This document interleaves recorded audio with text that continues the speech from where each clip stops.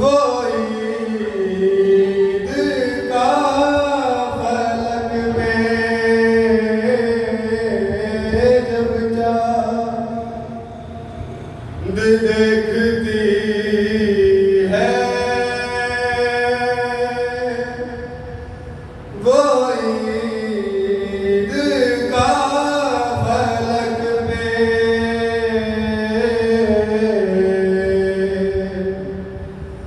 کچھ چاند اپنے گھر کے سورا کو یاد آئے پردیس جانے والے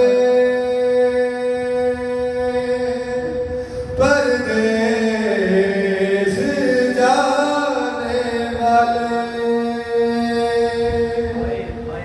پھر لوٹ کر نہ آئے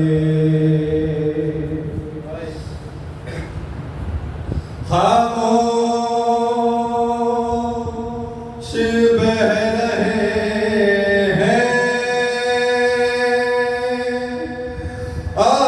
آنکھوں سے خون کے آنسو خاموش بہ رہے ہیں آنکھوں سے خون کے آنسو سجاد تو نے دل پہ کیا کیا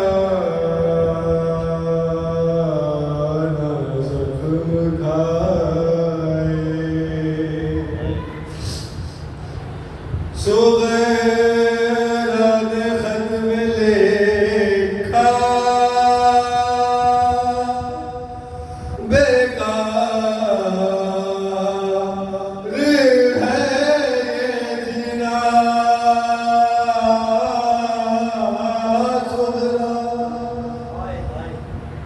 نے خط میں لکھا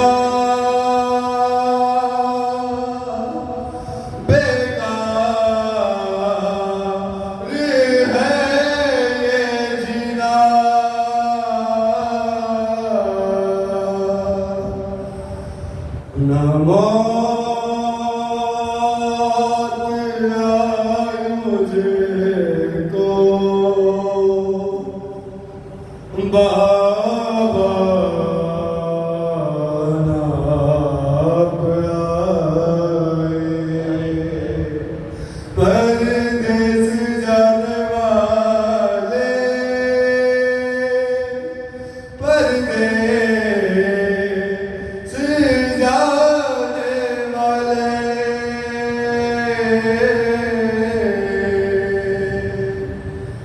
پھر لوٹ کر نہ آئے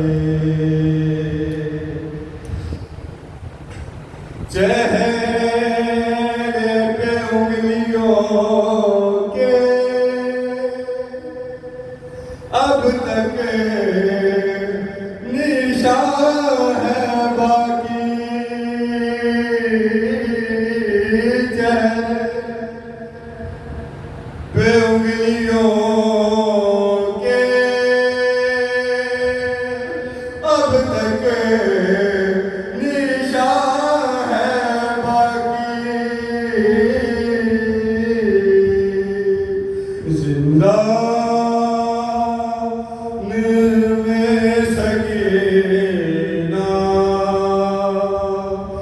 روتی ہے منہ چھپائے پردیس جانے والے پردیس جانے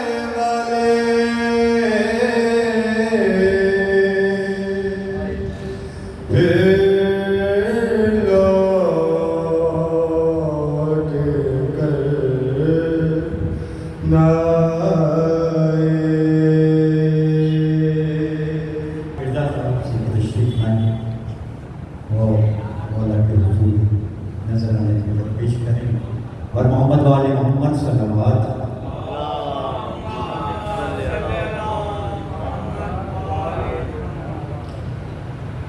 سلام علی الحسین وعلی اولاد الحسین و اصحاب الحسین. سب سے پہلے تو ہدیہ درود پیش کریں گے جیون کی ایک عظیم سماجی شخصیت آج ہم سے رخصت ہوئی ہے. جناب عزاداری کا ایک اور چراغ اپنے مولا کی بارگاہ میں پہنچ گیا ہے. اس کی بلندی درجات کے لیے اور جو پانی فرش یا زمین فرش ہیں ان کی تمام مرحومین کی بلندی درجات کے لیے ہم سب کے تمام مرحومین کی بلندی درجات کے لیے ایک بلند ترین صلوات بارگاہ مولا میں ہدیہ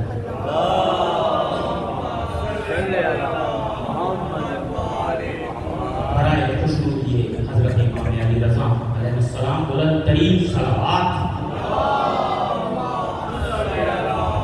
ایک قطع پانی فرش کے لیے اور اس کے بعد ایک نئے کلام سے 2 سے 3 اشعار پیش کر رہا ہوں مولا کی بارگاہ میں.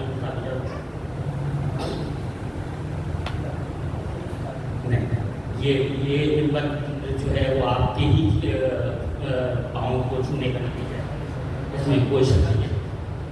استاد کی بلندی کے لیے بلند ترین صلوات دیا کرتے ہیں.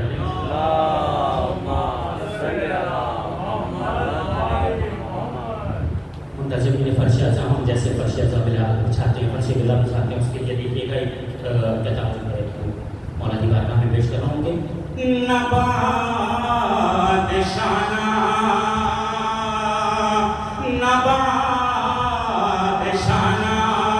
کوئی فقیر دیکھتے ہیں, نبات شانہ کوئی فقیر دیکھتے ہیں, حسین صرف ہمارا ضمیر دیکھتے ہیں, نبات شانہ کوئی فقیر دیکھتے ہیں, حسین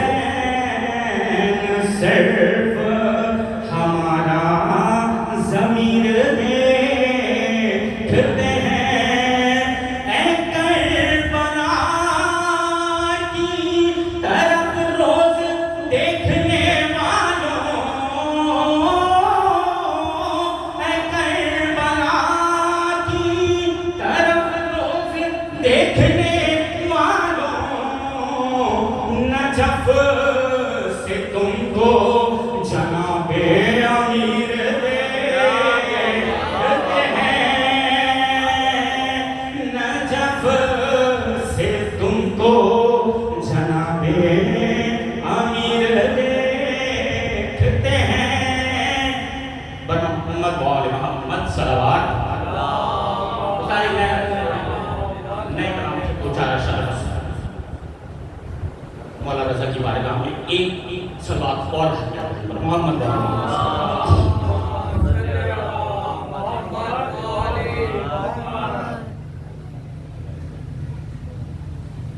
برحمت مولا حسین علیہ السلام بلند ترین صلوات.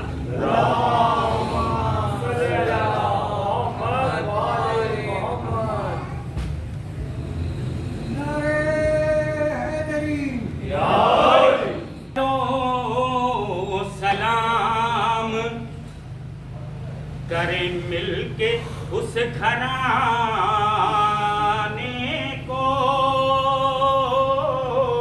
چلو سلام کریں مل کے اس گھرانے کو, کہ چلو سلام کریں مل کے اس گھرانے کو, بچا کے دین دیا جس نے ہر زمانے کو, بچا کے دین دیا جس نے ہر زمانے کو.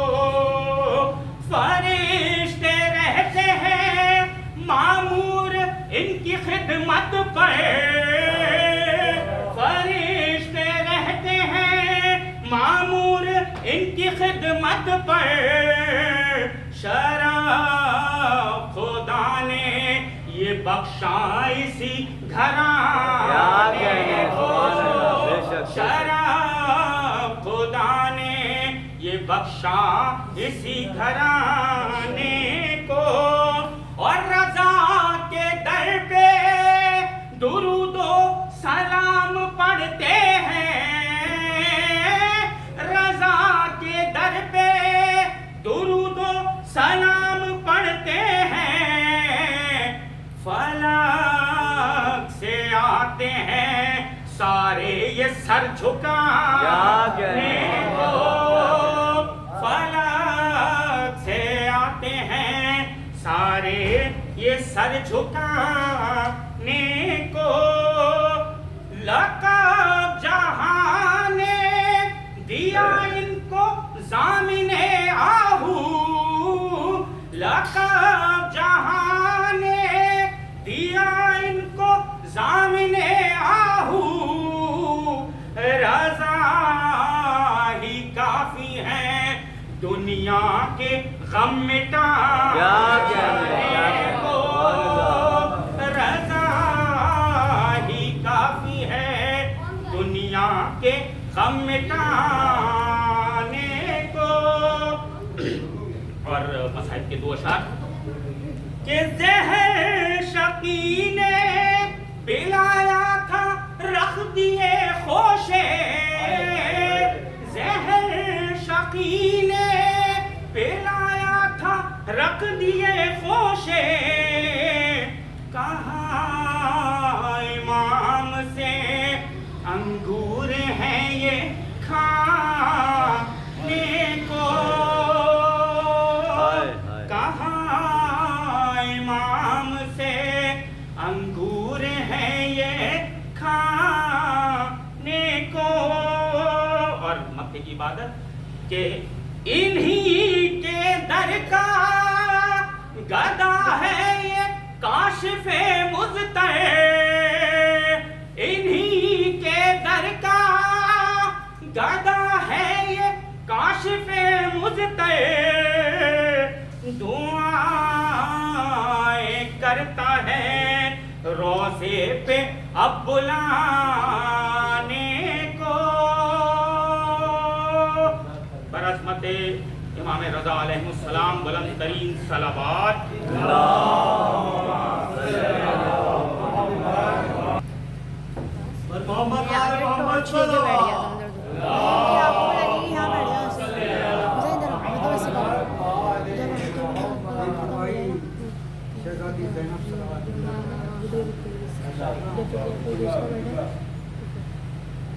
زہرا کی ذوالفقار نے خطبوں کی وار سے زہرا کی ذوالفقار نے خطبوں کی وار سے باطل یزید شام کو فی النار کر دیا باطل یزید شام کو فی النار کر دیا اور زینب نے کاٹ ڈالی ہر بد سخن زبانیں زینب نے کاٹ ڈالی ہر بد سخن زبانیں دین یزید پل میں مسمار کر دیا دین یزید پل میں مسمار کر دیا صلوات پڑھ دے محمد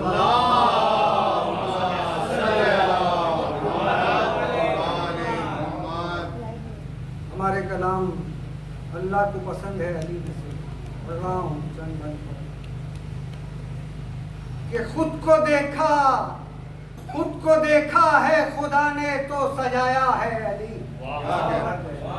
خود کو دیکھا ہے خدا نے تو سجایا ہے علی اور اپنے جیسا ہی علی کو بھی بنایا ہے اپنے جیسا ہی علی کو بھی بنایا ہے علی اور علی سے اس نے زمین پر جو ملایا ہے علی سے اس نے زمین پر جو ملایا ہے علی تحفہ رب ابو طالب نے یہ پایا ہے تحفہ رب ابو طالب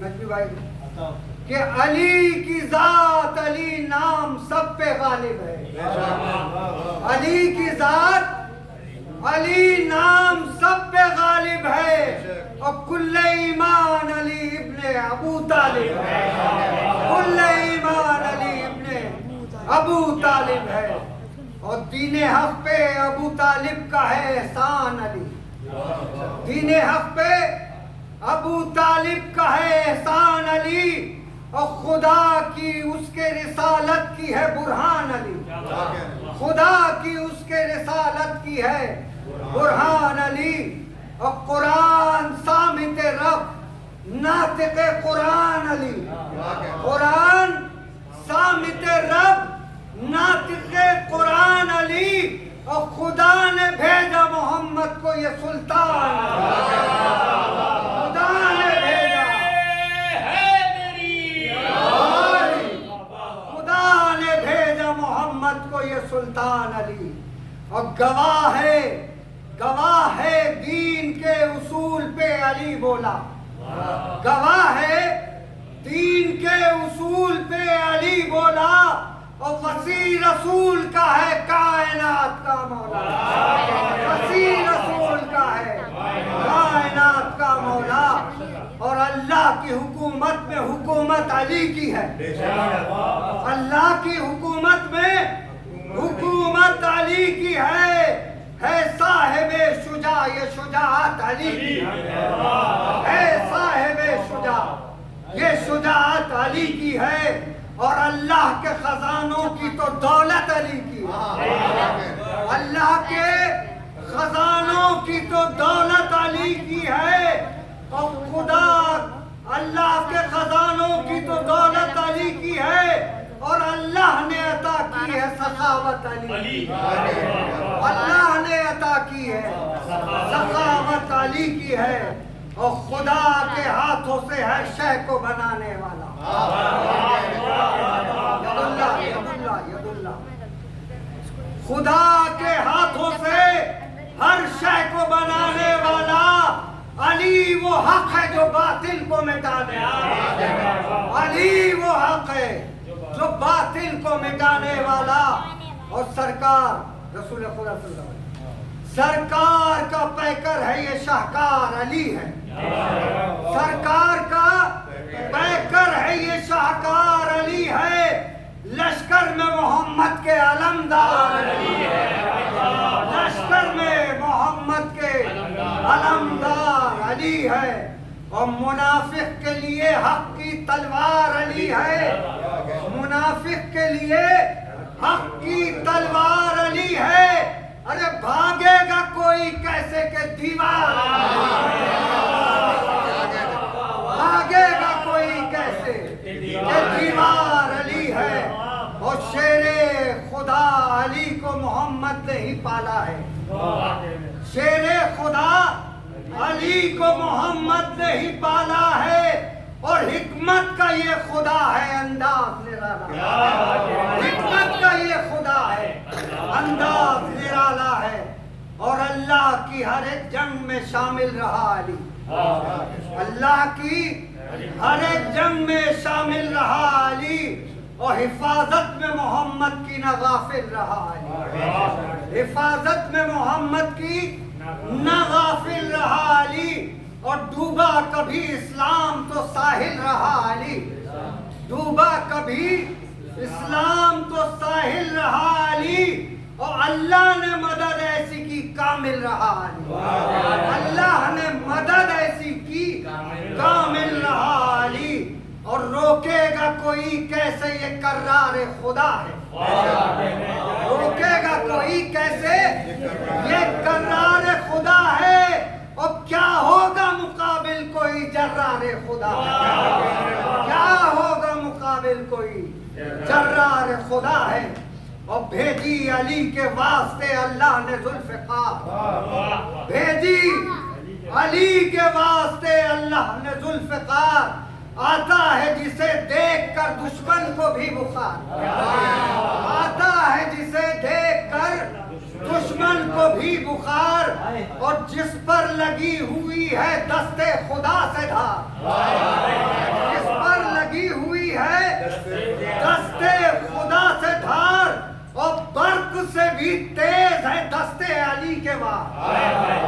برق سے بھی تیز ہیں دستے علی کے وار، اور اللہ نے علی کو تو اتنا پسند کیا، اللہ نے علی کو تو اتنا پسند کیا، اللہ نے اپنا نام بھی علی کو دے دیا، اللہ نے اپنا نام بھی علی کو دے دیا۔ اور مقتے کی رحمت ہے کہ اللہ کے ہر اسرار کا اسرار علی ہے، اللہ کے ہر اسرار کا اسرار علی ہے، اور سردار پنجتن کا وفادار علی ہے، سردار پنجتن کا وفادار علی ہے، ہر دشمن دی کے لیے تو نار علی ہے، ہر دشمن دی کے لیے تو نار علی ہے، اور شہدائے اہل بیت کی بہار علی ہے، شہدائے اہل بیت کی بہار علی ہے۔ اور کی جو ابو طالب نے رضوی دعا ہے یہ، کی جو ابو طالب نے رضوی دعا ہے یہ، ارے کھل جائیں گے نصیب کے مشکل کشا ہے یہ، ارے کھل جائیں گے نصیب کے مشکل کشا ہے یہ۔ صلوات پڑھتے محمد اتنا اچھا پڑھ دیا ماشاءاللہ، کسی کے چراغ نہیں جل سکتے۔ میں کوشش کرتا ہوں کہ چراغ جلیں گے، لیکن 5-6 چراغ جل رہے ہیں، اور مودی صاحب کے توفیقات میں اضافہ فرمائے، ان کے دور قلم میں اور مضبوطی پیدا فرمائے، اشعار کہہ رہے ہیں اسی طرح ایمان بن جائے پروردگار کے ساتھ سے۔ مومنین کرام، مجلس اعضا مجلس اعضا شہادت امام رضا علیہ السلام کے موقع سے برپا کی جا رہی ہے۔ جیسا کہ آپ کو معلوم ہے کہ امام رضا علیہ السلام کا جو یہ اماموں میں دوسرے علی کہا جاتا ہے کہ ایک نجف میں میرا علی ہے، ایک علی ایران میں ہے، تو یہ وہی بات ہے کہ لیکن امام رضا علیہ السلام، میں نے بار بار کہا کہ امام رضا علیہ السلام کو غریب الغربا کہا جاتا ہے، کہ یہ ہمارے جو اردو میں کہتے ہیں غریب، تو وہ غریب مفلس کے معنی میں آتا ہے، لیکن جب ہم غریب عربی میں یا فارسی میں دیکھتے ہیں تو یہ آتا ہے پردیسی کے معنی، کہ جو اپنا وطن چھوڑ کے کسی دوسرے دیار میں آ گیا ہو، تو اس کو ہم عربی میں غریب کہتے ہیں، یعنی غریب الغربا، کہ غریبوں کے غریب، یعنی تمہارے جیسا کوئی پردیسی نہ تھا، تمہارے جیسا کوئی غریب نہ تھا، کہ تم اپنے وطن سے دور، تمہاری شہادت جو ہوئی ہے وطن سے دور ہوئی ہے۔ بس یہی چیز، لیکن جتنے بھی ہمارے امام ہیں ان تمام کی جو شہادت ہوئی ہے وہ ان کے وطن میں ہی ہوئی ہے، لیکن امام حسین علیہ السلام اور امام رضا علیہ السلام دو امام ایسے ہیں جو اپنے وطن سے دور جن کی شہادت ہوئی۔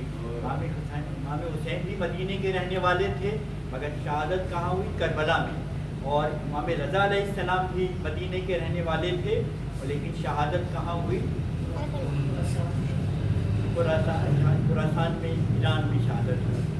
امام رضا علیہ السلام نے بڑے عزاداری کے جو سلسلے ہیں سارے، یہ امام رضا علیہ السلام کے ہی دور سے ہمیں نظر آتے ہیں، کہ کس طرح امام نے بتایا کہ فرش اعضا کیسے بچھایا جائے، ذاکروں کو کیسے بلایا جائے، شاعروں کو کیسے نوازا جائے، تمام امام رضا علیہ السلام کے دور سے چلی آ رہی ہیں۔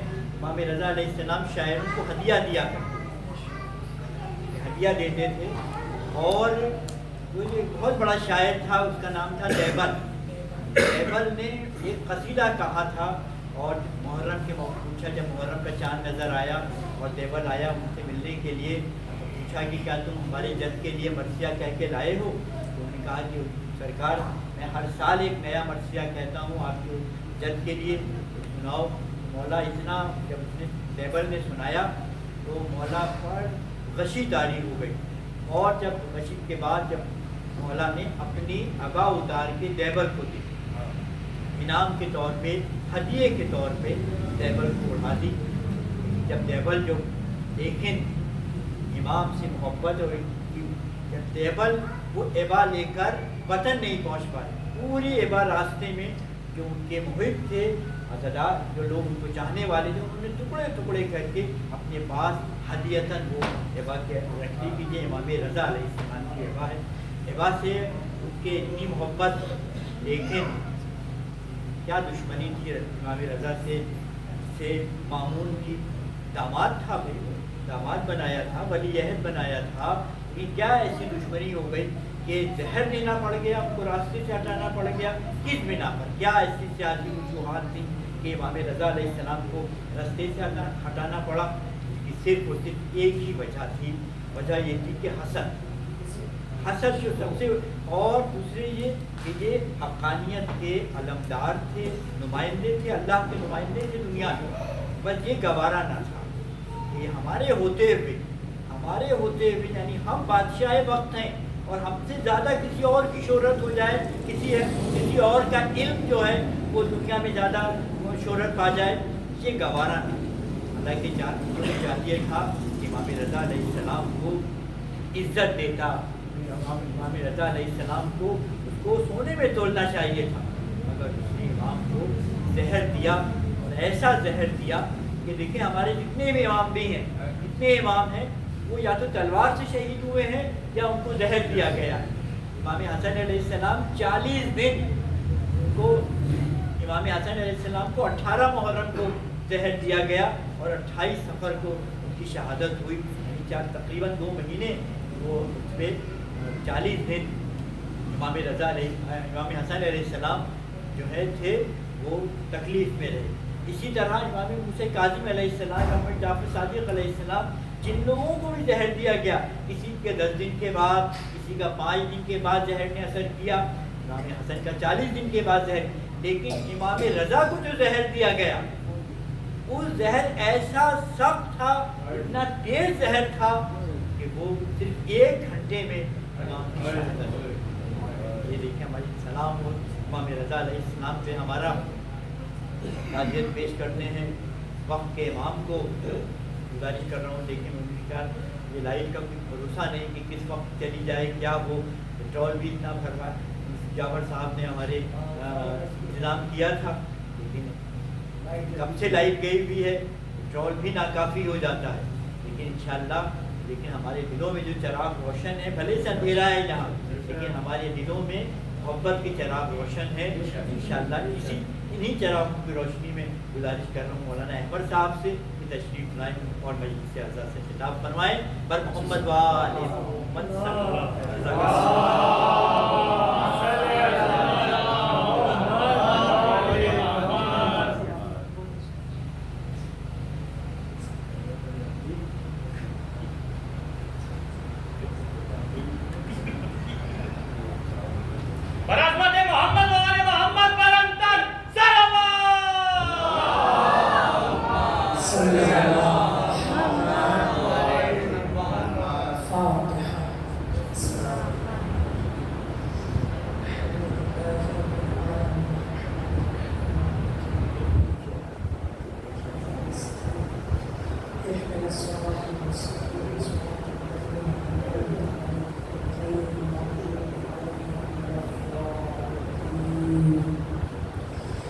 أعوذ بالله من الشيطان اللعين الرجيم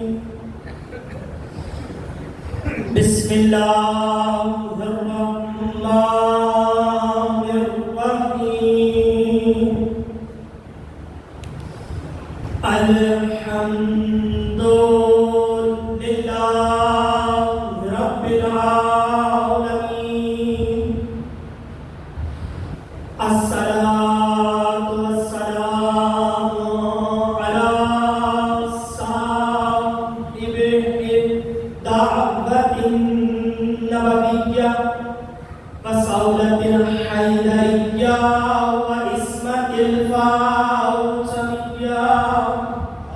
الحلم الحسنية الشجاعة الحسينية والعبادة السجادية ومعاصي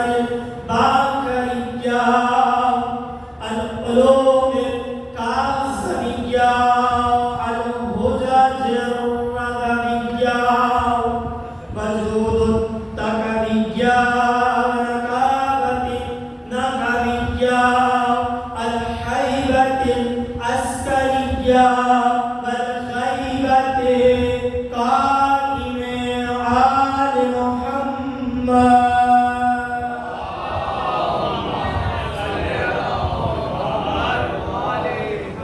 بسم الله الرحمن الرحيم.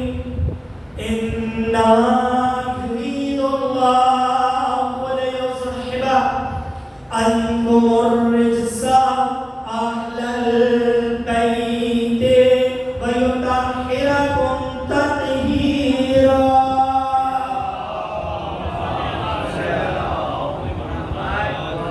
بسم الله الرحمن الرحيم. أما بعد تبارك وتعالى في محكم كتابه المجيد وفرقانه الحميد إنهم قالوا إذا قيل لهم لا إله إلا الله يستكبرون. وقال رسول الله صلى الله عليه وآله وسلم ستدفن بضعة مني بخرزات. محمد وآل محمد.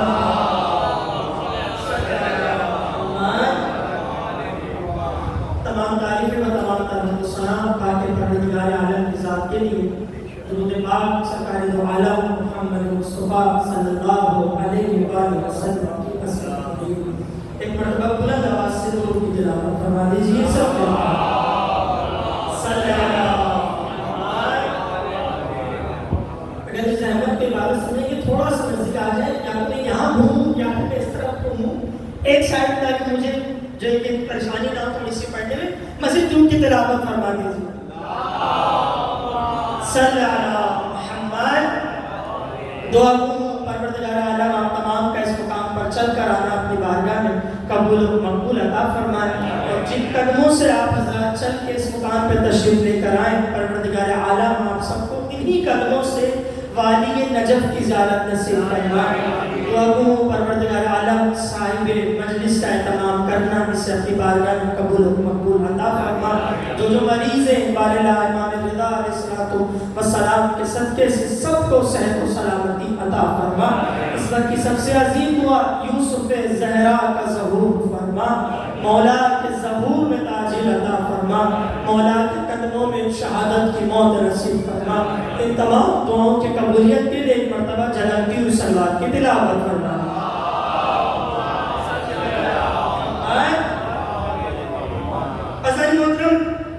ارشاد اللہ رب العزت ہو رہا ہے آپ کے سامنے ایک قرآن کی آیت اور ایک پیغمبر کا فرمان پڑھنے کا شرف حاصل کیا. بظاہر مختصر سا وقت ہے، میں اب مختصر وقت میں آیت قرآنی اور حدیث پیغمبر دونوں کو سمیٹ نہیں سکتا، مگر کوشش کروں گا تھوڑا سا آیت قرآنی کو سمیٹوں گا، تھوڑا سا حدیث پیغمبر کو سمیٹوں گا تاکہ امام رضا علیہ السلام کے فضائل آپ کے سامنے بیان کر سکوں. اللہ رب العزت کی ذات اپنی دار کتاب کے اندر ارشاد فرما رہی ہے. پروردگار عالم سورہ صافات میں ارشاد فرماتا ہے. سورہ کا نشان ہے 37 آیت نمبر 35. پروردگار عالم سورہ صافات کی آیات نمبر 35 کے اندر ارشاد فرماتا ہے قالوا انہم قالوا اذا قیل لهم لا الہ الا اللہ یستکبرون. دیکھیے لا الہ الا اللہ کا ترجمہ تو آپ سب کو معلوم ہوگا کیا ہوتا ہے کیا نہیں ہوتا ہے. میں چاہوں گا تھوڑا سا آیت کا پس منظر بیان کروں تاکہ پھر اس لا الہ الا اللہ پر آپ کو لا سکوں. آیت کا پس منظر یہ ہے، پہلے ترجمہ بیان کر دوں. ترجمہ اس آیت کا یہ بنتا ہے کہ جب پیغمبر کہتے تھے کہو وحدہ لا شریک سوائے اللہ کی ذات کو، یستکبرون، تو یہ مشرک کیا کرتے تھے؟ تکبر کیا کرتے تھے، تکبر میں آ جاتے تھے. کہتے تھے ہم کو کہے لا الہ الا اللہ کہ وہ معبود ہے، وہ کوئی عبادت کے لائق نہیں سوائے اللہ کی ذات کے، اب کیوں کہیے جو ہے. تو منافقین کیا کرتے تھے؟ تکبر میں آ جایا کرتے تھے. اور قرآن کی آیت اسی والے جملے کے جانب اشارہ کر رہی ہے کہ جب بھی پیغمبر ان سے کہتے تھے جب بھی پیغمبر ان سے کہتے تھے اذا قیل لهم، کہو یعنی کیا کہو؟ لا الہ الا اللہ، کوئی معبود نہیں سوائے اللہ کی ذات کے. بھئی ایسا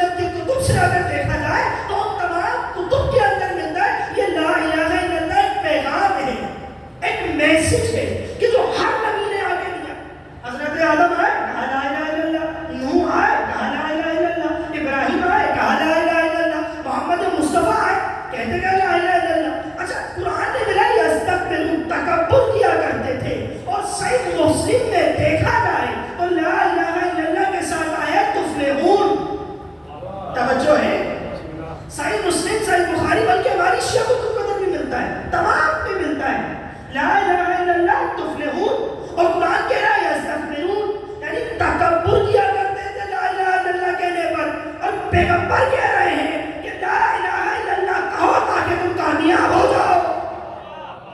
تو پتہ چلا کامیابی ہے لا الہ الا اللہ کے اندر.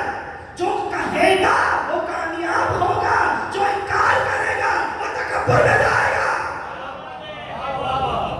بھائی دو باتیں ہیں. قرآن کہہ رہا ہے کہ لا الہ الا اللہ کہتے تھے تکبر میں جاتے تھے، اور پیغمبر کہہ رہے ہیں لا الہ الا اللہ تفلحون یعنی کامیاب ہو جاؤ. لا الہ الا اللہ کہو کامیاب ہو جاؤ. اچھا میں چاہوں گا تھوڑا سا تاریخ کی جانب دیکھتے ہوئے چلیے. یہی لفظ الہ، لا الہ لفظ الہ اگر قرآن کھول کے دیکھا جائے تو پروردگار عالم قرآن میں 147 مرتبہ لفظ الہ کو رکھا ہے. الہ الف لام اور یہ والا الہ. لفظ الہ قرآن میں کتنی مرتبہ ہے؟ 147 مرتبہ. مختلف طریقے سے آیا. کبھی اشہد ان لا الہ الا اللہ آیا، کبھی لا الہ الا اللہ آیا. میری بحث فقط لفظ الہ پر ہے، کیونکہ اگر لا الہ سے الہ نکال دیا جائے تو بچے گے نہیں کچھ. حضور توجہ ہے میرے جانے، اگر لا الہ سے الہ نکال دیا جائے کچھ نہیں بچے گا.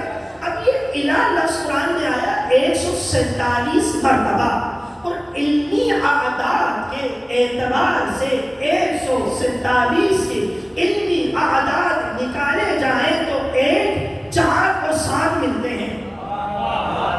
1 4 اور آپ پہنچ گئے آپ کی حضرت پہ سلام سلامت. 1 4 اور 7 بنتے ہیں. حضور میں نے تو فقط یہ ثابت کرنا ہے لا الہ الا اللہ بنیاد ہے اسلام کی، لا الہ الا اللہ بنیاد ہے توحید کی، لا الہ الا اللہ بنیاد ہے ایمان کی. اب جب علمی اعداد نکالے تو 1 4 اور 7 نکلے. اگر 1 اور 4 کو جمع کر دوں تو 5 بنتے ہیں، 5 میں 7 کو جمع کر دوں تو 12 بنتے ہیں. اب پتا چلا کہ لا الہ الا اللہ کی بنیاد یا 5 پر ہے ورنہ 12 پر.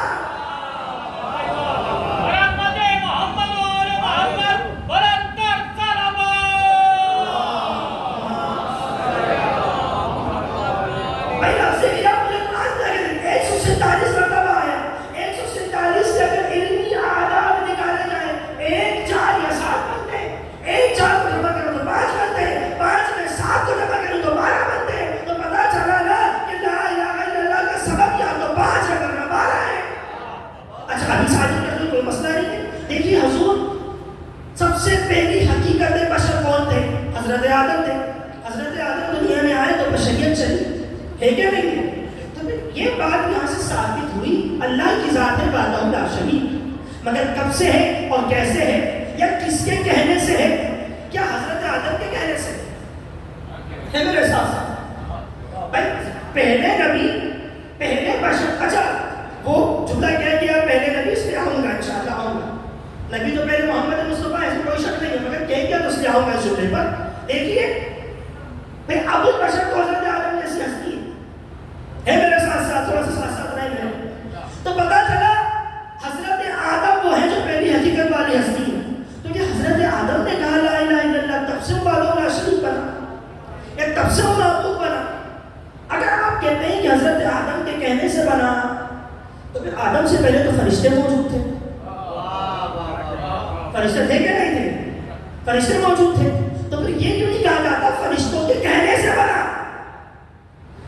بڑا امپورٹنٹ مسئلہ ہے آپ کے ساتھ چھیڑ دیا. رضوی صاحب کا کلام سن کے میں نے اچھا کلام پڑھا نا آپ نے توحید کے اوپر، تب توحید کے اوپر 2-4 جملے سن لیجیے پھر میں نظر پر آ جاؤں گا. اب سوال یہ بنتا ہے نا وہ ہستی ہے وحدہ لا شریک.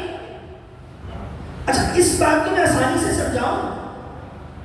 2 لوگ میرے گھر کے دروازے پر آئے، آگے دروازہ بجایا اور بجا کر کہا کہ احمد صاحب کو بلا دیجیے، احمد صاحب کو بلا دیجیے. اچھا وہ جو 2 لوگ میرے دروازے پر آئے کسی سے پوچھ کے آؤں گے نا ان کا نام احمد ہے، ایسے تھوڑی آگے ہوں گے. یا میں اگر کسی کے دروازے پہ جاؤں گا تو مجھے پتا ہوگا مجھے کس سے ملنا ہے، کس سے ملاقات کرنی ہے، کس سے مجھے کہنا ہے. اس کا نام جانتا ہوں گا، اس کا پتہ جانتا ہوں گا، اس کا علاقہ جانتا ہوں گا. اب نہ مجھے اس کا نام پتا ہے، نہ اس کا مجھے علاقہ پتا ہے، نہ مجھے اس کا پتہ پتا ہے. جب کچھ بھی نہیں پتا تو مجھے بندہ کہاں سے ملے گا؟ تو بندہ تو مجھے نہیں ملے گا. اب سوال یہاں پہ یہ بنتا ہے کہ لا الہ الا اللہ کس نے کہا؟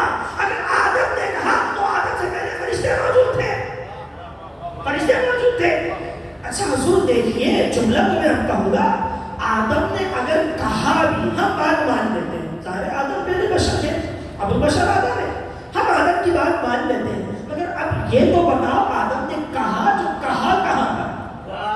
عرش پہ کہا یا فرش پہ کہا؟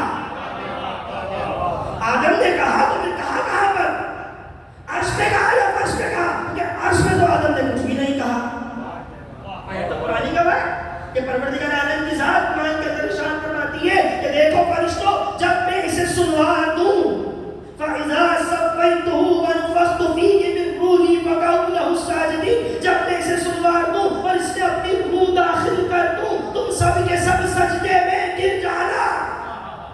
حضور پتہ یہ چلا تم سب کے سب سجدے میں گر جانا، اور سب کے سب سجدے میں گئے الا ابلیس، سوائے ابلیس کے۔ پتہ چلا آدم جب عرش پہ تھے آدم نے کچھ نہیں کہا۔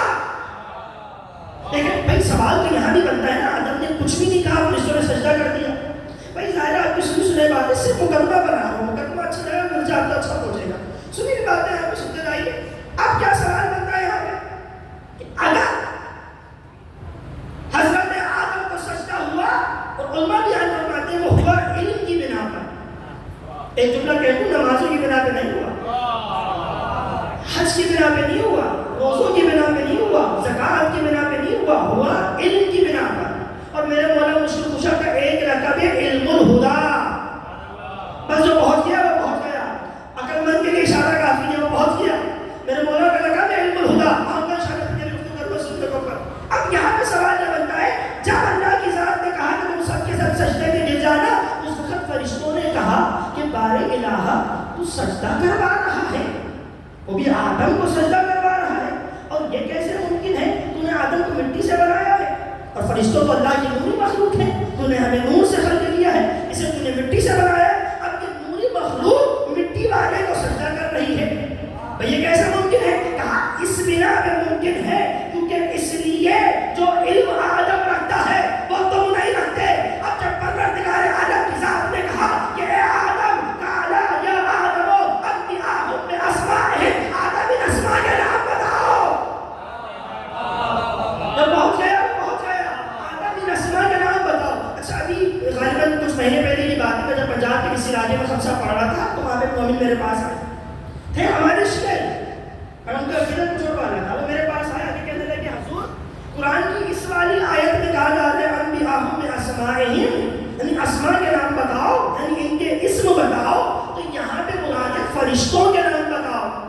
میں نے کہا اچھا کیا فرشتے نام نہیں جانتے تھے؟ کیا فرشتوں کو اپنے نام نہیں پتا تھے؟ میں نے کہا اچھا اگر آپ یہ جملہ کہیں گے نا کہ آدم نے فرشتوں کے نام بتائے تو پھر آپ منکر ہو جائیں گے اور منکر قرآن ہوں گے۔ جب اللہ کی ذات نے فرشتوں سے کہا تو فرشتوں نے کہا تھا نا قَالَ عِلْمَ لَنَا إِلَّا مَا عَلَّمْتَنَا، فرشتوں نے کہا تھا نا کہ بھئی ہم تو علم نہیں جانتے۔ اب یہ سوال ہی نہیں بنتا جس کا نام ہو اپنا نام ہی نہ جانتا ہو، نام ہی نہ جانتا ہو۔ تو اتنا پتا چلا آپ کی گفتگو سے کہ فرشتے ہیں، ان کا نام بھی ہے، مگر افسوس یہ کہ فرشتے کو اپنا نام ہی نہیں پتا۔ تو دردائل کو اپنا نام نہیں پتا، میکائیل کو اپنا نام نہیں پتا، جبرائیل کو اپنا نام نہیں پتا، اسرائیل کو اپنا نام نہیں پتا۔ یہ بتائیے سب کو پتا تھا، یہاں مسئلہ کچھ اور تھا۔ اب جو بھی مسئلہ تھا آپ سنتے رہتے چپلے کو باقی پڑھ رہا ہوں، اب جو بھی مسئلہ تھا جس کے بھی نام تھے جس کے بھی اسما تھے مجھے اس سے کوئی سروکار نہیں، ثابت یہ کرنا ہے کہ یہ لا الہ ہے کیا، یہ لا الہ ہے کیا۔ حضور یہاں کہا گیا وہاں سجدہ کیا گیا۔ ایک جملہ میں نے کہا آدم تو ہستی ہے جو ابو البشر ہے، پہلی خلقت ہے، مگر ایک جملہ کہوں گا آدم آدم ہے، محمد مصطفیٰ نہیں۔ آدم آدم ہے، اگر آدم یہ کہہ دیتے اول ما خلق اللہ نوری تو میں کہہ سکتا تھا سب سے پہلے لا الہ الا اللہ آدم نے کہا، مگر محمد مصطفیٰ نے کہا اول ما خلق اللہ نوری انا مالک الملک۔ محمد مصطفیٰ نے کہا اول ما خلق اللہ نوری، یعنی سب سے پہلے حضور جب سب سے پہلا کہا جائے تو آدم سے بھی پہلے، نوح سے بھی پہلے، ابراہیم سے بھی پہلے، عیسیٰ سے بھی پہلے، موسیٰ سے بھی پہلے، داؤد سے بھی پہلے، زمین سے بھی پہلے، عرش سے بھی پہلے، سدرۃ المنتہا سے بھی پہلے، جنت سے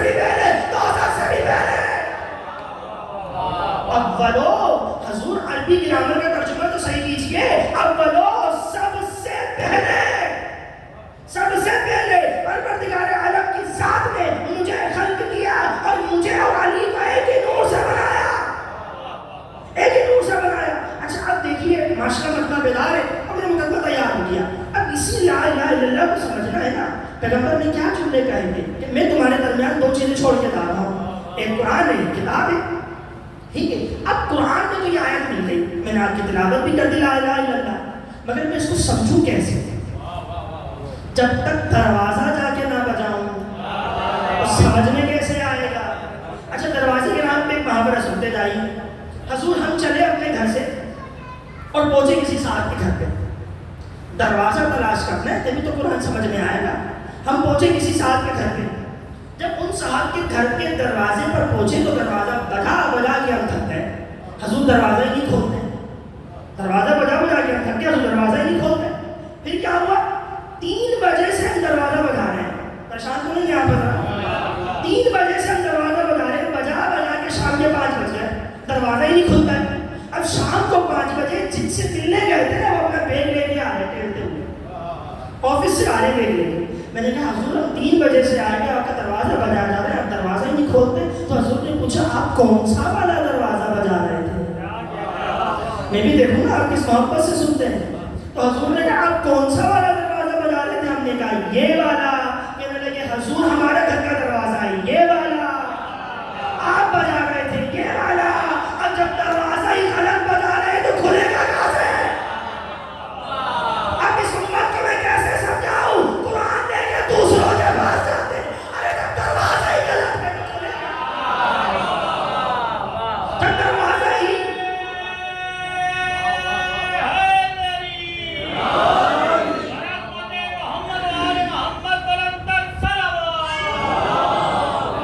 صلی اللہ محمد، جب دروازہ کرے تو کھلے گا کہاں سے؟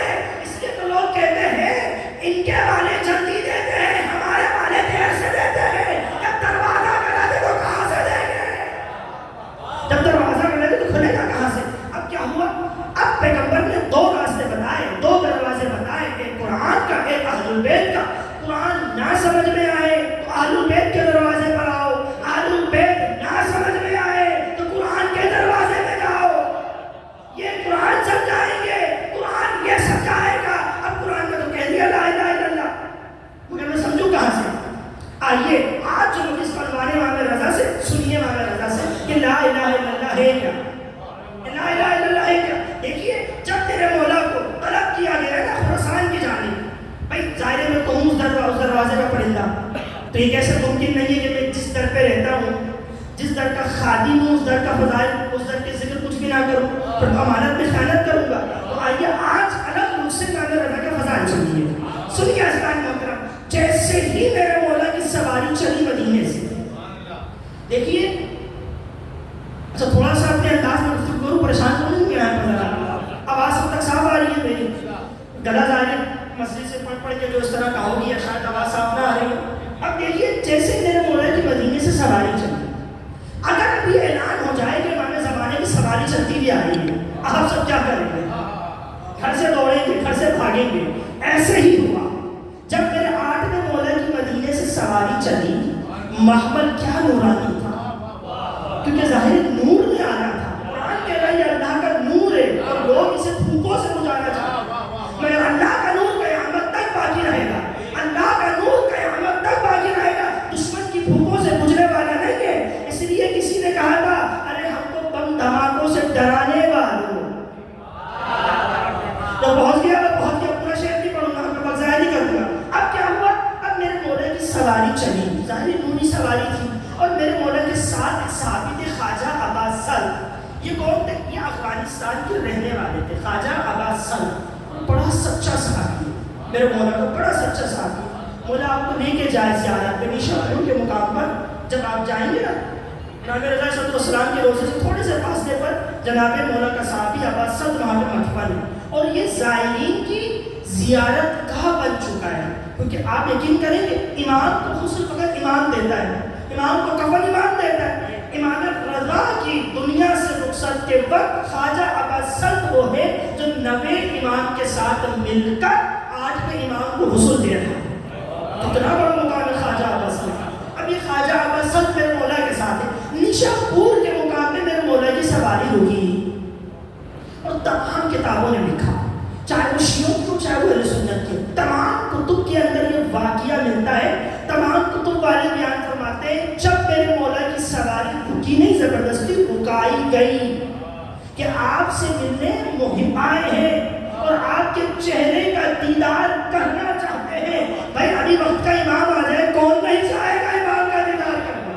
کون نہیں چاہے گا؟ اسی طرح نیشاپور کے لوگ چاہتے تھے امام کے چہرے کی زیارت کرنا. اب کیا ہوا, میرے مولا کا محمد رکایا گیا. تاریخ بتاتی ہے 80,000 قلم, کتنے؟ 80,000 قلم کے لکھنے والے وہاں پر موجود تھے. راوی 80,000 راوی وہاں پر موجود تھے جو امام کی زیارت کرنے کے لیے آئے تھے, امام کی زیارت کرنے کے لیے آئے تھے. اب جیسے نیشاپور کے مقام پہ میرے مولا کی سواری کو رکایا گیا, اب میرے مولا کی سواری رکی, سواری تو رک گئی. لوگوں نے خواہش کی کہ مولا ذرا محمل کا پردہ تو اٹھائیے, ایک جملہ کہہ دوں کہ ہم چہرہ مصطفیٰ کی زیارت, فرزند مصطفیٰ ہے نا, ہم چہرہ مصطفیٰ کی زیارت کریں. بس ایک جملہ کہنا تھا کہ مولا نے وہ پردہ محمل ہٹایا, میرے مولا کے چہرے کا نور سامنے آیا. دل سے پڑھ رہا ہوں, جملہ کہوں گا, دل کہتا ہے جب میرے مولا کا چہرہ سامنے آیا ہوگا سب کی آنکھوں کے پردے بند ہو گئے ہوں گے, سب کی آنکھوں کے پردے بند ہو گئے ہوں گے. میرے مولا کا چہرہ سامنے آیا, سب نے میرے مولا کے چہرے کی زیارت کی. اب جب زیارت کر چکے تو یہ کیسے ممکن ہے کہ ہیرا ہاتھ میں ہو, ہیرا ہاتھ میں ہو اور جواہر اس کو تراشے گا؟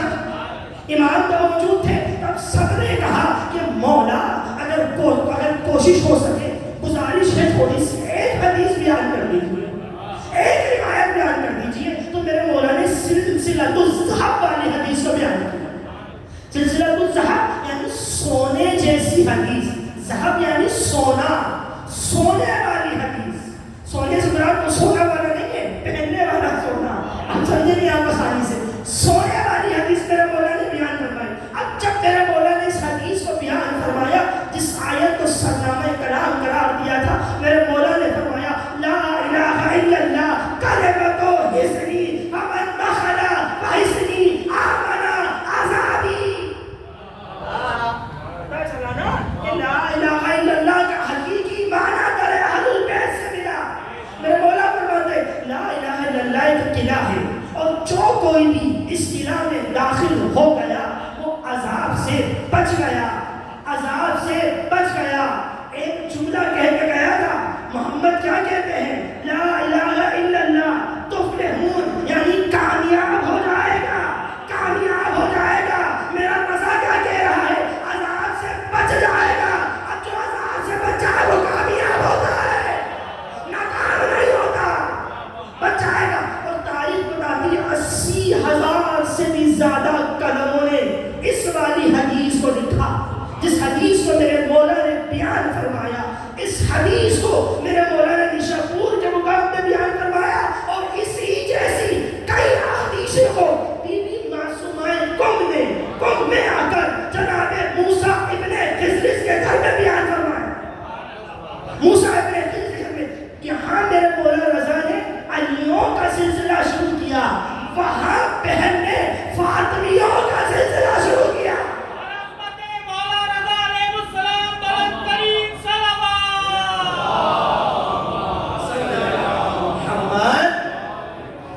یہاں خواتین کا سلسلہ شروع کیا, یہاں علیوں کا سلسلہ شروع کیا.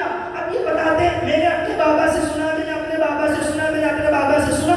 یہاں بہن کیا کہہ رہی ہے, میں نے اپنی بہن فاطمہ سے سنا, انہوں نے فاطمہ سے سنا, انہوں نے فاطمہ سے سنا, انہوں نے فاطمہ سے سنا, اور فاطمہ نے پیغمبر سے غدیر کے میدان میں سنا. پیغمبر نے کہا من کو دولا.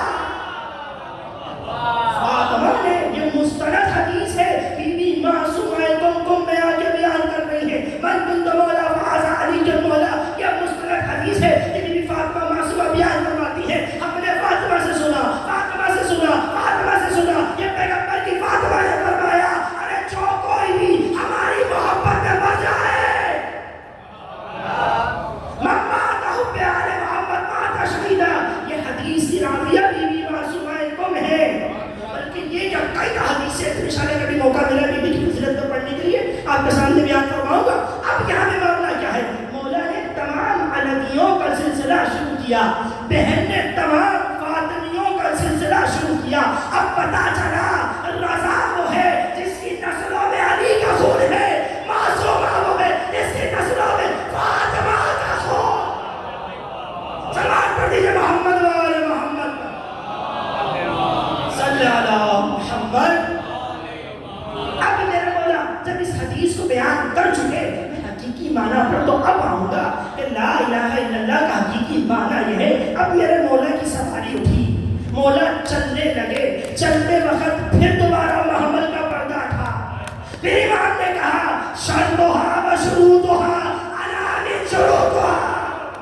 تو پتا چلا لا الہ الا اللہ وہ ہے جو اہل البیت کے بغیر سمجھ میں نہیں آتا. لا الہ الا اللہ وہ ہے جو اہل البیت کے بغیر سمجھ میں نہیں آتا. اب حضور دیکھیں نیشاپور میں میرے مولا کے کئی معجزات ہیں، ان میں سے 3 معجزات سن لیجیے. ایک حدیث سلسلہ تو الذہب ہے، دوسرا میرے مولا کا وہ کنواں ہے جو ابھی تک پانی دے رہا ہے. ابھی تک جو لوگ گئے ہیں وہ میری تعریف کریں گے. وہ دودھ پڑیں گے محمد والے.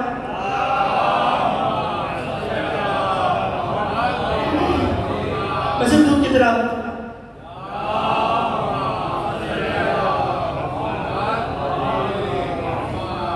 اور دوسرا میرے مولا کا وہ کنواں ہے جو ابھی تک پانی دے رہا ہے. اور تیسرا میرے مولا کے قدمے مبارک ہیں. اور ایک جملہ کہہ دوں مولا کے قدم کے متعلق. بحر الانوار کی روایت ہے جب پیغمبر چلتے تھے نا تو نرم زمین پر پیغمبر کے پاؤں کا نشان نہیں بنتا تھا، سخت زمین پر پیغمبر کے پاؤں کا نشان بن جایا کرتا تھا. سخت زمین پہ پیغمبر کے پاؤں کے نشان آ جایا کرتے تھے، نرم زمین پہ نہیں آتے تھے. بس اسی روایت کو میں نے اٹھایا اور نیشاپور گیا اور جب جا کر اپنے مولا کے قدموں کی زیارت کی تو پتا چلا کہ رسول کا بیٹا ہے. جب رسول کے پاؤں نرم زمین پہ نہیں آئے، نرم زمین پہ آ جایا کرتے تھے، ایسے ہی امام رضا علیہ السلام کے قدم مبارک کے پاؤں اس سخت پتھر پر موجود ہیں. مکمل میرے مولا کے نشانات نیشاپور کے اندر ہوئے. آج بھی لوگ تبرکن ان پاؤں کے نشانوں کو لے کر آتے ہیں، لوگ تراش کے بیچتے ہیں، اس کی شکل بناتے ہیں، ان پاؤں کی شکل بنا کے لوگ بیچتے ہیں. تو کیا مقام ہے میرے مولا رضا کا. اب آ جائیے جس حدیث کو میں نے آپ کے سامنے بیان فرمایا کہ سرکار دو عالم نے کیا جملہ فرمایا، ستدفنو بضعۃ منی بخراسان.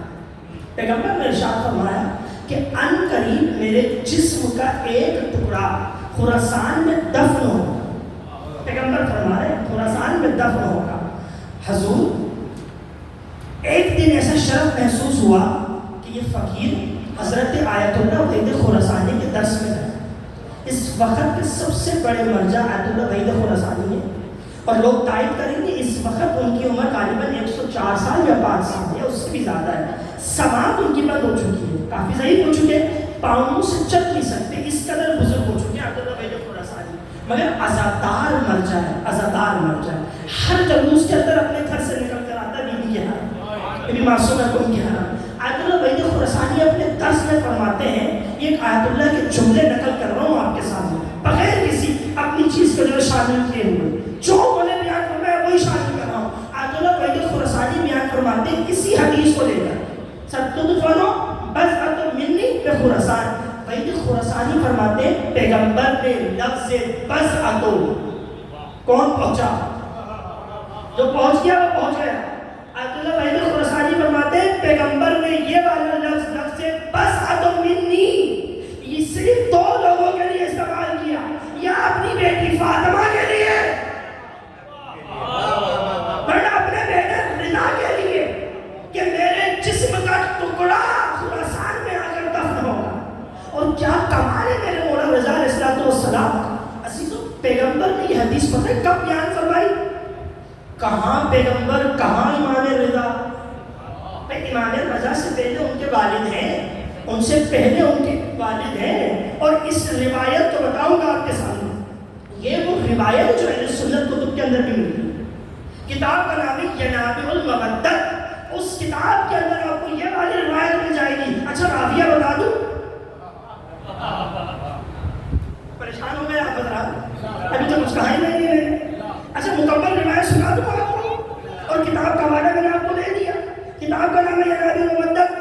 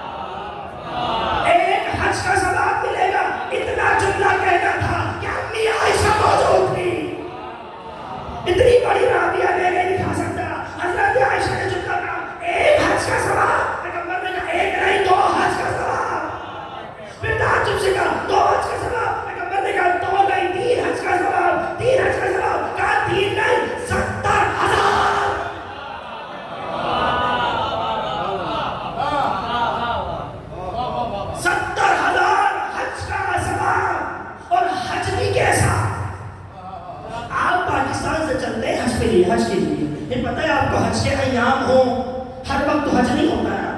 حج مخصوص ایام میں ہوتا ہے. اچھا اس کے بعد جہاز کا ٹکٹ لینا پڑتا ہے، باہر لوگ تو جا نہیں سکتے، ورنہ فلانے آ کے اس نے پابندی لگا دیا کرتے. تو جو پہنچ گئے وہ پہنچ گئے. اب کیا ہے، اب آپ نے ٹکٹ لینے جا رہے جہاز کا، اب آپ احرام باندھ کر حج کرنے پہنچ گئے. حج کرنے آپ پہنچے، آپ نے دو طرح کا احرام باندھا ہوا ہے. کیوں باندھا ہوا ہے؟ بھائی میں اپنے اس لباس میں حج نہیں کر سکتا، جبکہ آپ کی نگاہوں میں جو مقدس لباس ہے، میں اپنے اس لباس میں حج نہیں کر سکتا. حضور حج کے لیے مخصوص قسم کا لباس ہو اور ہو بھی سفید رنگ کا. اب آپ نے دو طرح کا لباس باندھا، سفید رنگ کا باندھا. اب آپ خانے کعبہ کے لیے گئے، 7 چکر آپ نے کیے. چکر کرنے کے بعد آپ نے نماز پڑھی، نماز کے بعد آپ نے گئے سترہ کیا، منتہا کیا، تمام چیزیں انجام دیتے گئے. مگر افسوس کا مقام یہ ہے جب گھر پلٹے تو منہ لٹکا کے. حضور پریشان ہو گئے، بس سنیے گا. اب گھر پہنچے تو منہ لٹکا کے. لوگوں نے پوچھا کیا ہو گیا، منہ کیوں لٹکا ہوا ہے؟ کہنے لگے اتنی ساری محنت کی، کمر ٹوٹ گئی. اتنی ساری محنت کی، مگر پھر بھی دل میں اطمینان لے کے نہیں آئے کہ قبول ہوا بھی کہ نہیں، حج قبول ہوا بھی کہ نہیں. میرا پیغمبر نے فرمایا ارے میرے بیٹے رضا کی زیارت میں آؤ، 70,000 حج مقبول. ایسے حج جو اللہ کی بارگاہ میں قبول کر دیے جا چکے، حج مقبول کا ثواب. اچھا آیت اللہ خوئی کتنا بڑا مرجع ہے. آیت اللہ خوئی کی کتاب ہے صراط النجات، ان کے فتووں کے اوپر مشتمل کتاب ہے، اور یہ فتویٰ اس کتاب میں مل جائے گا. کچھ لوگ آئے آیت اللہ خوئی کے پاس اور آگے سوال کرتے ہیں آیت اللہ خوئی سے.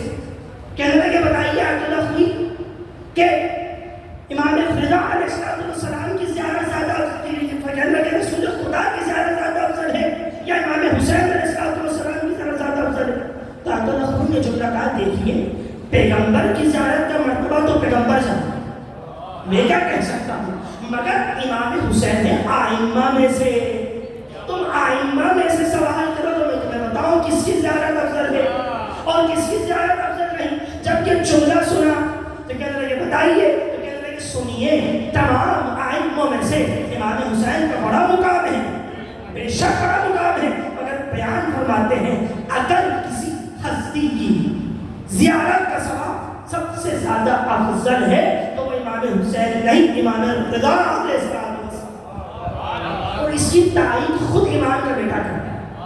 نبی امام نے ارشاد فرمایا، نبی امام فرماتے ہیں میرا اور آپ کا مولا فرماتا ہے میرے پاپا کی زیارت میرے چچ امام حسین سے بھی زیادہ افضل ہے.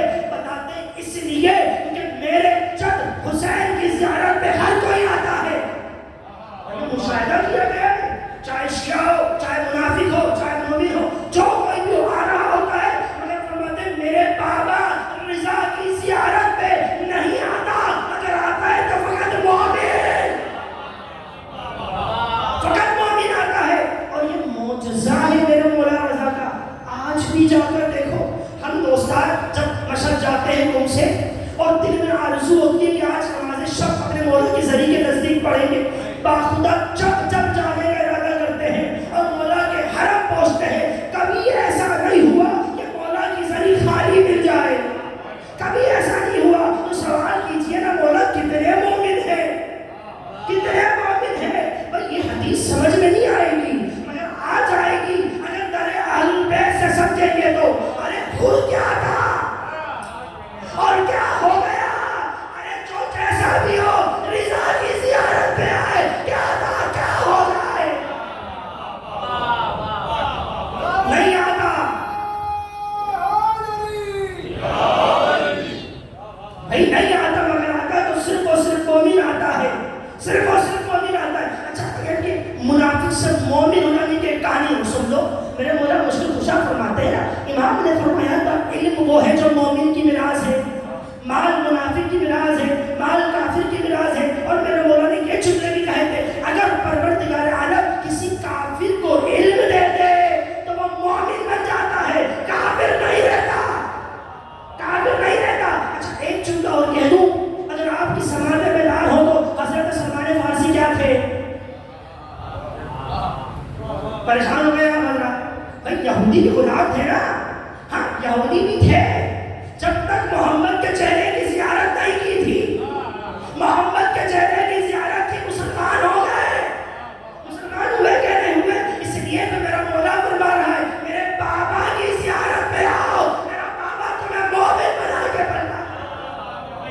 اچھا ایک جملہ اور کہہ دوں، آپ اگر کسی سے ملنے جاتے ہیں کتنی بار آپ سے ملنے آتے ہیں؟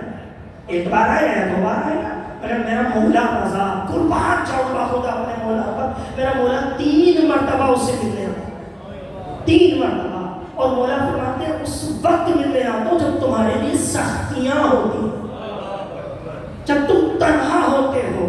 ابھی مجھے خبر بتائی گئی کہ نشاط صاحب کا انتقال ہوا، چھوٹا کہوں گا ان کے مغفرت کے لیے بھی، حضور جب تک وہ حیات تھے اولاد ساتھ تھی، تاریخ روایت میں جملہ ملتا ہے، اور جب باپ قبر میں گیا تو کون ساتھ ہے؟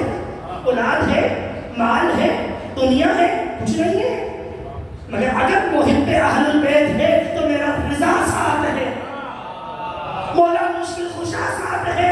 امام فرماتے ہیں قبر میں تم سے ملنے میں آؤں گا، جب کوئی تمہارے پاس کا ہوگا میرا مولا رضا تم سے ملنے کے لیے آئے گا، اور کیا ثواب ہے میرے مولا رضا کی زیارت کا۔ امام فرماتے ہیں جب تم میرے بابا کی زیارت پہ آؤ تو اپنے میرے بابا کی گنبد کے نیچے 3 دعاؤں کو مانگو، 3 نیک دعاؤں کو مانگو۔ امام رضا فرماتے ہیں اگر کوئی شخص میری زیارت پہ آئے اور 3 دعاؤں کو مانگے تو میرے رضا اس کی 3 نیک دعاؤں کو قبول کرتا ہوں، اور یہ آزمایا ہوا طریقہ ہے، 3 نیک دعاؤں کو قبول کرتا ہوں۔ اس کے علاوہ ایک اور معجزہ بتا دوں، میرے مولا کا کمال دیکھیے، رواح غدیر سے اور رواح کوثر سے، یہ 2 رواح ہیں میرے مولا کے صحن کے حرم کے جو ہیں، وہاں سے کچھ پھول ملتے ہیں، وہ پھول ایسے ہیں جو بے اولادوں کو اولاد دیتے ہیں،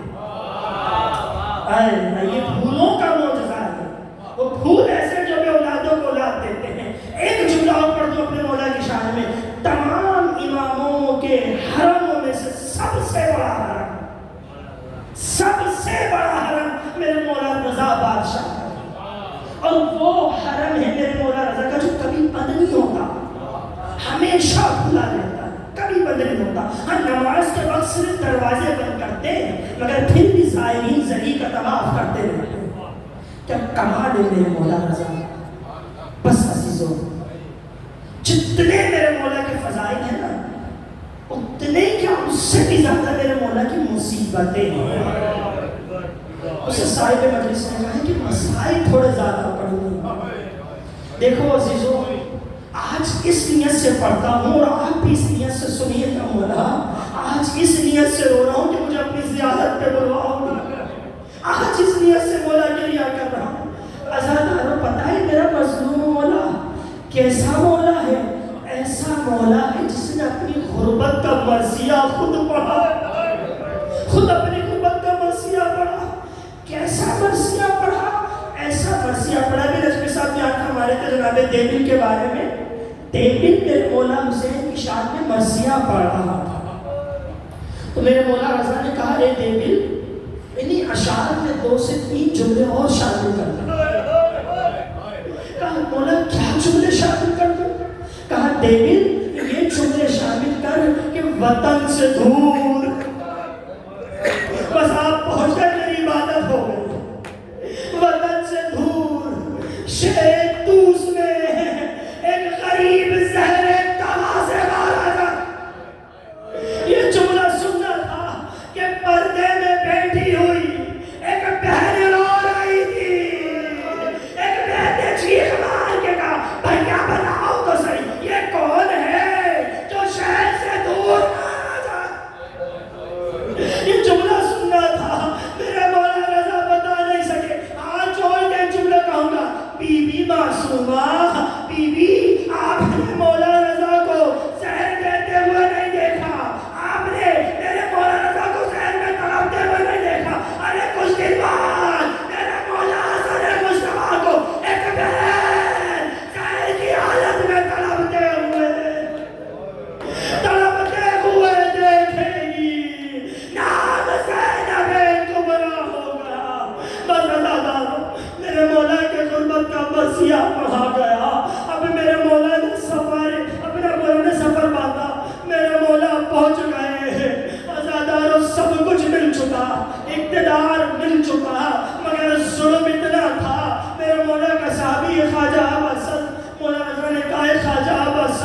مجھے مامون نے طلب کیا ہے، میں جا رہا ہوں اور مجھے پتا ہے میں واپس نہیں پلٹوں گا، مگر ابا سلط ایک جملہ کہہ کے جا رہا ہوں، میری یہ ابا اگر میرے دوش پہ ہو تو مجھ سے کلام کرنا، اگر میری یہ ابا میرے سر پہ ہو تو مجھ سے کلام نہ کرنا۔ ابا سلط کہتا ہے میرے مولا گھر سے چلے ہیں، مامون کے حجرے میں آئے، اللہ جانے مامون نے کس میں زہر دیا، کسی نے کہا انگور میں دیا، کسی نے کہا انار میں دیا، کسی نے کہا پانی میں دیا، ارے جس میں بھی دیا ہو میرے مولا کو زہر مل چکا۔ اب مولا کے سر پہ ابا تھی، خواجہ ابا سلط کہتا ہے میں نے دیکھا مولا کے چہرے کی رنگت تبدیل، دیکھو شرما کے نہ رونا، شرما کے نہ رونا، ایک بہن ہے جو بھائی کا پرسہ لینے آئی ہے، کیا دیکھا، ارے میرے مولا کے چہرے کی رنگت تبدیل ہے۔ اب جو چہرے کی رنگت تبدیل دیکھی، مولا کے سر پہ ابا کو دیکھا، خواجہ نے جملہ کہا اِنَّا لِلَّهِ، بس یہ جملہ کہنا تھا۔ خواجہ ابا سلط سمجھ گئے، مولا کے لیے بستر لگایا گیا، مولا رضا کو بستر پہ رکھا اور کہا مولا میں دروازے کے باہر ہوں، مولا جو چیز چاہیے ہو مانگ لیجئے گا، ایک جملہ کہوں گا مولا رضا آپ کی اچھی قسمت، آپ تنہا نہ تھے، ارے کوئی تھا جو پانی لا کر دے سکتا تھا، ارے زندہ نشان، ایک 4 سال کی بچی اکیلی پانی کی پیاس میں مر گئی، مولا اب تنہا نہ تھے، بس عزادار ہو میرے مولا رضا اپنے بستر سے زمین پہ گرے، زمین پہ تڑپنے لگے، اب ایک مرتبہ ایک چیخ ماری، رضا کی آواز بند ہو گئی، اور ایک خواجہ نے دروازہ کھولا، جب دروازہ کھولا تو اندر آئے، دیکھا کوئی مظلوم سا بچہ باپ کے سرانے بیٹھ کے گریا کر رہا ہے، ارے خواجہ نے شانہ ہلا کے کہا تم کیسے آ گئے، دروازے تو بند تھے، کھڑکیاں تو بند تھی۔ میرے مولا نے کہا امام کو آنے کے لیے کسی چیز کی ضرورت نہیں ہوتی، اب کیا کیا جائے؟ امام نے کہا خواجہ پانی کا انتظام کرو، ارے اپنے باپ کو غسل دو، عزاداروں پانی لایا گیا، تاریخ بتاتی ہے میرے مولا رضا کو وہ کفن ملا جس میں پورا